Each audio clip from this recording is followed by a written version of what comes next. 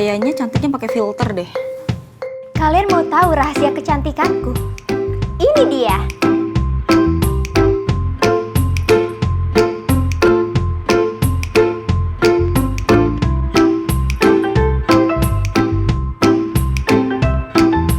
Wow, ternyata asli ya cantiknya. SYB, rahasia cantikku. So, let's show your beauty.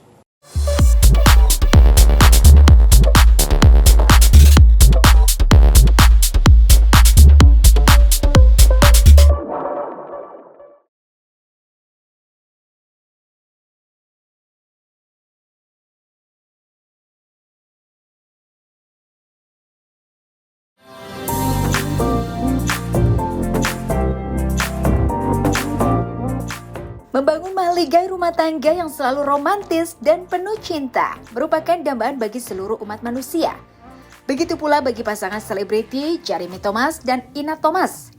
Menginjak usia pernikahan ke-27 tahun, rumah tangga pasangan parubaya ini hampir tak pernah diterpa isu miring dan selalu terlihat harmonis di hadapan publik. Lantas, apa rahasia di balik keharmonisan pernikahan Jeremy Thomas dan Ina Thomas yang kerap menjadi dambaan banyak orang?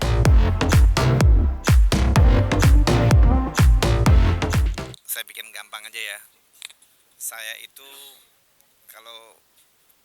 itu hanya makan kenyang itu satu kali satu hari. Karena saya menerapkan filosofi bahwa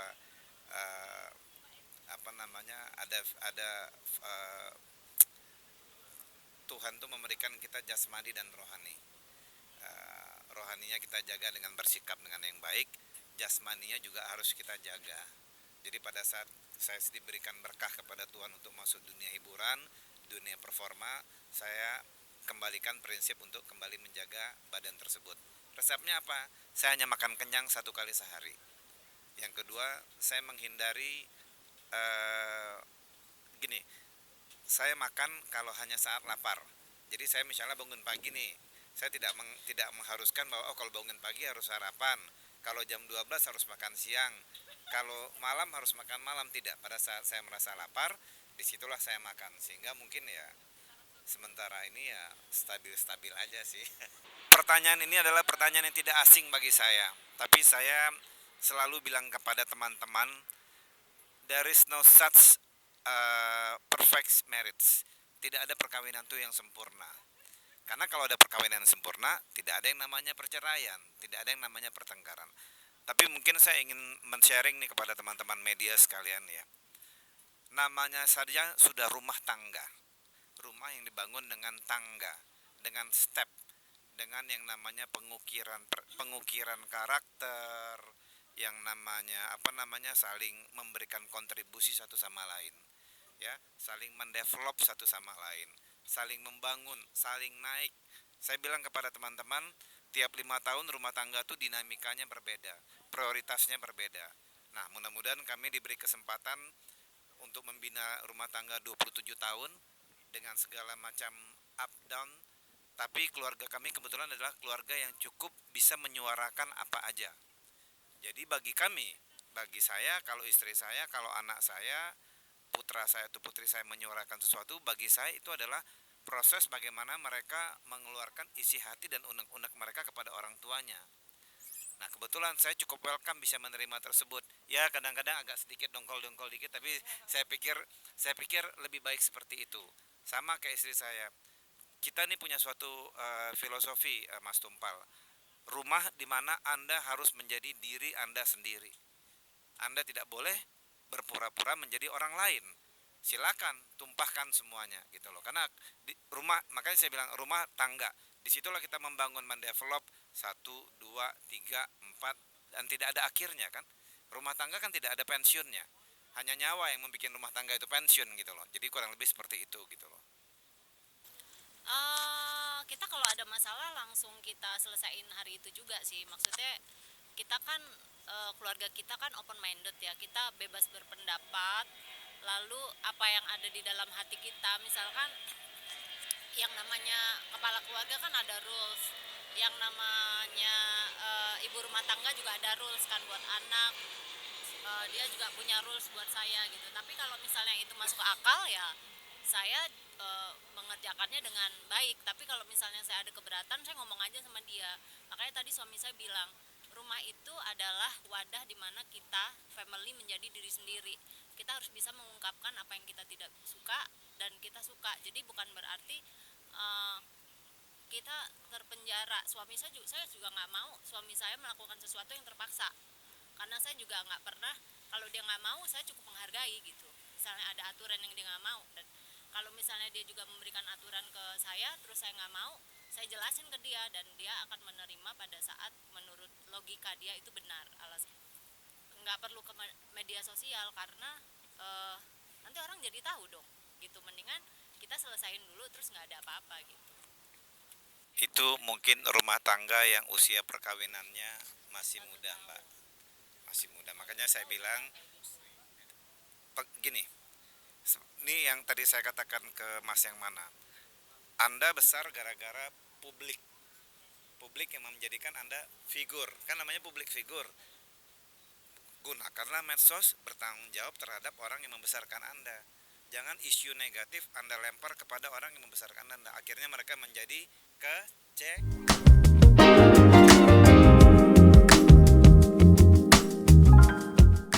Meski tak pernah diterpa isu miring, namun baik Jeremy maupun sang istri tetap waspada akan hadirnya orang ketiga. Salah satu cara yang keduanya lakukan untuk menjaga keutuhan dan keharmonisan rumah tangga mereka adalah bergabung dengan komunitas anti pelakor.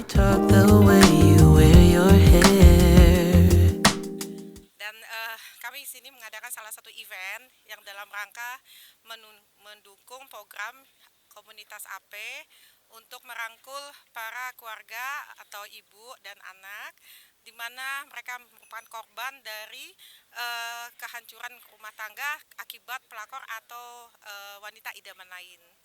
Seperti itu, dan kami mengundang untuk masyarakat di luar sana, jadi tidak ragu untuk ikut join sama kami di komunitas AP, karena kami mengadakan berbagai program yang menarik, di mana kami merangkul komunitas merangkul para masyarakat ibu-ibu dan anak-anak untuk memfasilitasi wadah yang memfasilitasi suara masyarakat, ya, dan juga memfasilitasi untuk kegiatan-kegiatan positif sehingga para ibu dan anak bisa lebih mandiri dan melihat potensi diri mereka ke depan dan bisa meraih masa depan ibu dan anak lebih baik. Itu bagus sekali ya. Jadi alasan kenapa kami mendirikan komunitas anti pelakor ini adalah berdasarkan peningkatan, ya, dari riset yang telah kami lakukan, yaitu peningkatan 3 kali lipat dari sebelumnya. Ini peningkatan dari perceraian terjadi, ya, yang terjadi di luar sana. Tapi ini kita belum riset secara detail berapa jumlahnya, tapi peningkatan itu sampai 3 kali lipatnya dari yang biasanya. Kami mengambil tema ini bagaimana menjaga menata keharmonisan keluarga dalam era digital. Itu kami kenapa mengambil topik tersebut, karena kami melihat sejak pandemik yang telah berlangsung 2 tahun berturut-turut, di mana kita semua tergantung terhadap media digital, dan tentu di sana juga bisa menjadi sarana terjadinya perselingkuhan, ya, itu jadi sarana fasilitas yang terjadi perselingkuhan. Maka kami melihat dari itu, kami mengambil topik bagaimana menjaga keharmonisan keluarga di era digital tersebut. Saya, Mbak Ade, bertiga tentunya terima kasih sudah diundang sama Mbak Ade, komunitas AP. Saya mungkin akan lebih menegaskan ke beberapa poin. Satu, seperti yang Mbak Ade bilang, nilai-nilai moral, nilai-nilai moral dari nilai-nilai moral positif dari suatu keluarga itu penting disampaikan lewat digital, karena digital itu borderless, dia tidak ada temboknya, yang adalah saluran informasi yang bisa tersebar. Itu pertama. Yang kedua, dilindungi Tuhan, udah berusia 27 tahun pernikahan. Tidak gampang, tidak mudah, begitu banyak up down, left, right, tapi kami berusaha untuk memberikan sampaian-sampaian atau komunikasi-komunikasi yang positif. Oke. Yang paling penting lagi teman-teman wartawan, mungkin teman-teman wartawan aware, kita sebagai misalnya sebagai public figure, tanggung jawab kita kepada orang yang membesarkan kita itu dua. Orang yang membesarkan public figure itu bukan Jeremy dan Ina, tapi adalah publik yang menilai prestasi kita. Pak Ade, saya bukan hanya menerima langsung, tapi kita brainstorming cukup lama, dan saya melihat di sini ada yang namanya garis woman empowerment. Bagaimana kita mensupport woman empowerment tersebut dengan berbagai saran, pesan positif, supaya kedepannya para wanita-wanita ini juga bisa mempunyai rasa percaya diri dalam menghadapi situasi. Karena yang namanya orang bercerai atau orang berpisah itu bisa dihindari, bisa juga tidak terhindar. Tapi bagaimana mereka secara manusia bisa menjadi manusia yang lebih baik di kemudian hari. Kenapa saya ngomong gitu? Saya punya putri, saya punya putra. Saya sudah mencoba berusaha membangun rumah tangga ini 27 tahun. Nah, salah satu bentuk partisipasi dan support saya memberikan nilai positif terhadap semangat tadi adalah hadir di sini. Tapi yang paling penting teman-teman,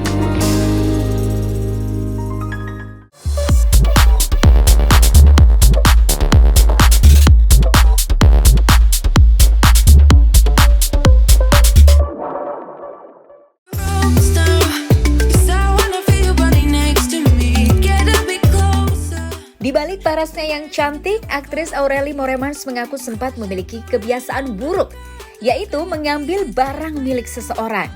Hal ini ia rasakan saat dirinya duduk di sekolah dasar.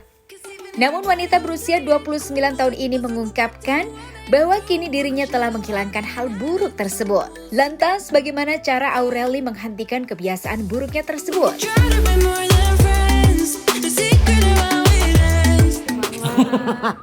itu kan video call lucu kan 2020 kan pas Iya, pandemi itu iya. yang tadinya aku bikin 4 doang, akhirnya aku bikin sampai 35 kan karena brand masih gitu. Aku sampai capek sendiri gitu ya, kayak udah kali ya kok gue ngehalu mulu ya, akhirnya aku stop sendiri. Tapi sampai sekarang masih kayak kok gak ngehalu lagi dong, masih halu lagi dong, lagi dong. Tapi Jadi kayak- edik ya. Iya, Jadi edik. gitu, tapi aku kayak belum ada keinginan untuk bikin lagi. Kenapa, Ra? Karena aku ngerasa kayak masanya udah lewat juga gitu, takutnya aku bikin nggak ada yang ikutan tuh kayak sayang. Oh, Bikinnya takutnya aja lah. nggak ngebum lagi kayak kemarin Iya. kak. Oh. Soalnya kan dulu kan emang kayak momentumnya kan pas banget kan, semua orang lagi di rumah pada gabut semua nggak tahu mau ngapain, terus tiba-tiba ada yang ngehalu gitu kayak oh yaudah ikutan. Sebenarnya aku ngapusnya bukan karena apa-apa sih, emang aku sempet bukan ngapus sih, archive sih. Aku nge-archive banyak postingan-postingan aku yang dulu. Kalau kamu lihat Instagram aku cuma kayak 65 postingan doang. Kan dulu kan banyak deh, hampir ratusan sih. Iya, lumayan banyak. Tapi emang kayak sempet kayak pengen rebranding gitu. Jadi yang ada hubungan sama kerjaan aja yang diposting gitu. Iya. Aku nggak trauma atau apa, kok maksudnya kayak udah ya dulu terjadi ya terjadi aja gitu. Tapi nggak ada hubungannya sama itu. Oh. Tapi maksudnya nggak pengen nyoba lagi, siapa tahu dapat Enggak pasangan. lah, masa 2 kali tiba-tiba dapet pacar lagi dari situ. Tapi lebih selektif nggak sih sekarang apa nyari tipe cowok kayak Langsung gimana gitu? ditembak, langsung Masuk. ditembak Harus masuk. dong, harus selektif dong. Umur kan nggak makin muda nih, jadi harus selektif. Kayak gimana syaratnya yang sekarang gitu? Ada deh. Ih, bahas mantan aja. Iya ya. Yang saling support, saling menghargai. Terus, ya udah sih sebenarnya itu yang paling penting sih, saling support, saling menghargai, nggak toksik. Terus sayang sama keluarga juga. Gitu. Iya, support. Kalau sama Omar nih gimana sih mereka tiktokannya ketika TikTok ketika Jadi model produktifnya dia. Judulnya Ada Kamu kalau nggak salah. Jadi aku masih kayak umur berapa waktu itu? 14 tahun. 14 tahun. Iya. Terus baru ketemu lagi sekarang. Enggak sih, sebenarnya pernah ketemu beberapa Siap. kali gitu. Tapi kayak Sebentar ya bang. bukan kerja sama, bukan syuting bareng gitu. Awal mulanya foto itu sebenarnya pasti ada alasan kan kenapa orang bisa kelas itu. Dan awal mulanya itu karena melihat mama aku. Jadi dulu aku kan tinggal di Doria gitu, Iya. terus ada patung Bunda Maria gitu kan, terus orang suka kayak naruh uang atau naruh kayak salib atau kayak rosario gitu-gitu, dan mama nggak tahu, kayak orang naruh buat naruh aja gitu, terus mama yang kayak oh ada kalung gitu diambil, tapi aku masih kecil kayak boleh ya gitu, aku aja mikir kayak gitu, terus papa yang kayak kamu kenapa ngambil, itu nggak boleh diambil gitu, terus aku ngerasa seru gitu. Terus ada satu lagi kejadian kayak gitu, terus akhirnya aku ngerasa kayak seru ya ngambil sesuatu yang bukan milik kita gitu. Akhirnya itu jadi keterusan sampai akhir SD gitu. Oh, sampai akhir SD itu Akhirnya maksudnya mulai berapa sadar lama? ya. Akhirnya Berapa? mulai sadar Oh. ya ini gue nggak benar nih Ya. kayak gitu. Dan susah maksudnya seberapa susah buat ngelepas itu sih Rel? Kan udah sempat jadi kebiasaan Susah, ya. karena itu sempat menjadi habit gitu. Iya, iya. Dan bukan kayak yang selalu harus nyuri barang, tapi kadang-kadang kayak ngambil sesuatu terus dibuang gitu. Setelah bisa melepas merasa lega kah atau seperti apa?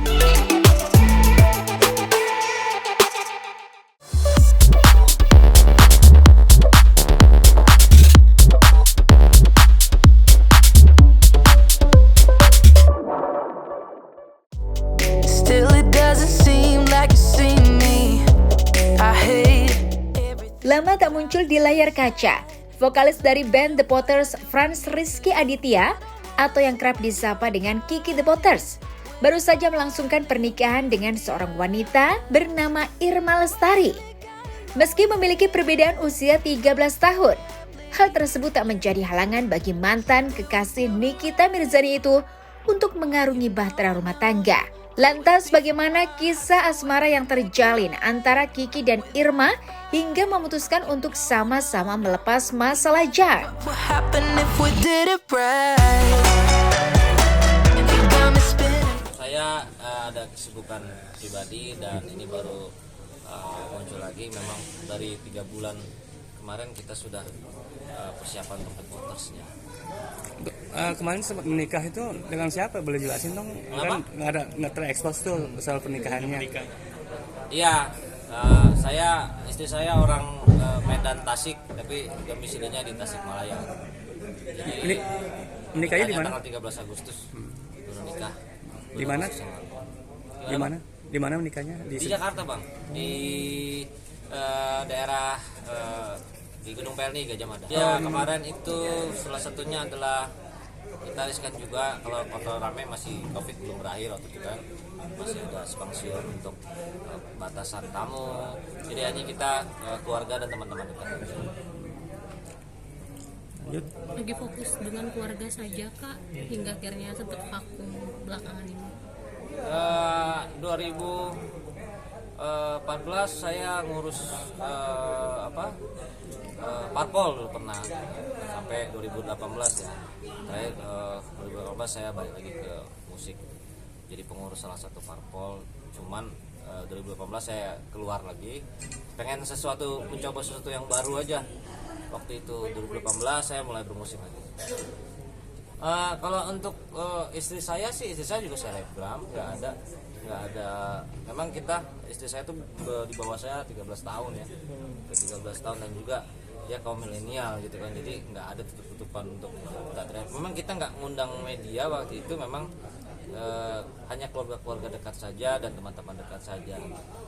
Kan ijab kabul kan sakral ya menurut saya, jadinya kemarin itu ya mohon maaf juga buat teman-teman kita nggak sempat undang karena banyak sibuk banget tuh ngurus-ngurusinnya, karena keluarga besar kan, saya di Lampung keluarga besar banyak, di Tasikmalaya juga dulu keluarga yang di Medan juga saya dari bapaknya 10 bulan saya nggak begitu lama saya kenal, saya serius, saya 2 bulan kenal, saya langsung datang ke Tasik, lamaran, 7 bulan kemudian saya nikah. 13 tahun lebih muda nih, gimana? Lebih muda. Langsung klik ketika ketemu atau ya ada ya, kalau dibilang cocok gak cocok ya kita harus terima kekurangan dan kelebihan pasangan lah. Saya juga begitu, nggak sempurna juga, cuman selama ini doi ya sebenarnya sih itu saya dijodohin sama kakaknya, dikenalin. Jadi waktu itu saya lagi nggak punya pacar, terus bilang, lu pacar siapa? Om katanya gitu kan, manggil saya kakaknya gitu kan, temenan juga. Nggak ada, belum ada. Lu mau nggak sama adik gua? Ya saya nggak iyain, nggak juga gitu kan. Akhirnya disuruh datang, akhirnya kita kenal, ngobrol, jadi temen, nyambung. Akhirnya saya bilang, kebetulan dia juga nggak ada pacar kan. Nah, saya ngomong tentang gosip-gosip saya kemarin itu ternyata nggak bener kata dia setelah dia kenal saya gitu. Akhirnya banyak juga pertentangan dari keluarga dia. Ada kan yang selama ini kan yang berita-berita sepihak nih, sepihak. Jadi akhirnya pas saya datang sana, saya jelaskan, ya alhamdulillah keluarganya ya nggak ada masalah sama saya. Akhirnya disetujui oleh orang tuanya, oleh kakak-kakaknya, omnya, pamannya, tantenya, semua kita keluarga besar ketemu dan kita lamaran, alhamdulillah sampai nikah. Ya pasti, karena kan saya kan public figure dan juga berita-berita yang sudah ada itu memang nggak bisa dihapuskan, bisa digitalkan. Belum lagi dari pemberitaan yang sebelah pihak yang sumbernya nggak tahu dari mana, ya banyak lah. Jadi mungkin pada saat itu saya lamar tuh meminta klarifikasi, penjelasan saya seperti apa. Ya saya bilang, saya ini bukan siapa-siapa. Kalau dulu saya jahat sama orang, saya masuk penjara dong, ya kan? Ya itu kan hanya orang aja cari-cari pansos itu apa. Kalau saya nggak ngerti pansos, saya yang musisi, langsung disetujui. Langsung disetujui, karena saya datang tuh niatnya nothing tulus aja, datang ngobrol, saya mau serius sama anak ibu. Saya bilang apa ya, insya Allah dunia akhirat akan jadi tanggung jawab saya. Mudah-mudahan saya juga bisa jadi imam yang baik, saya kasih contoh yang baik. Terus gimana itu katanya kan, berita-berita segala macam kan selama ini nih, mama ditanyain sama keluarga gimana tuh ceritanya. Saya ceritain dari awal saya dapat gosip itu penyiraman air panas itu ditanya semua. Ya kan, emang bener lo nyiram air panas? Ya logikanya begini, ya masuk penjara siapa yang sering masuk penjara? Saya bilang yang fitnah apa saya? Ya juga pikirnya kan. Jadi gimana sih kronologis ceritanya? Saya ceritain dari awal tuh, dari awal begini. Ya akhirnya orang ini keterusan, akhirnya pansos mulu. Akhirnya tambah lagi sekarang ada masalah ini aja ya, mereka ya pada ya kok bisa ya begitu ya, hanya sebut saja dia bunga. Cerita juga nggak Kak waktu kronologis si pihak sana minum baygon? Kenapa? Ceritain juga nggak ke mertua? Udah tahu, pasti udah tahu, di YouTube udah banyak. Mereka kan searching sih, sekarang zaman digital, keterbukaan, ya kan. Kalau saya kan ceritanya sebenarnya, kalau nggak suka tuntut aja saya punya buktinya semua gitu kan. Namanya siapa sih, boleh tahu? Selebgram Mas. Siapanya? Istri saya. Istri saya namanya Irma Lestari. Karena dia suka bawa boneka dari kecil, dipanggilnya Irma Barbie. Ya. Jadi bawa boneka terus kan dari kecil sampai SMA gitu. Jadi teman-temannya manggilnya Irma Barbie. Irma yang sering bawa Barbie tuh jadi Irma Barbie gitu kan, bawa boneka.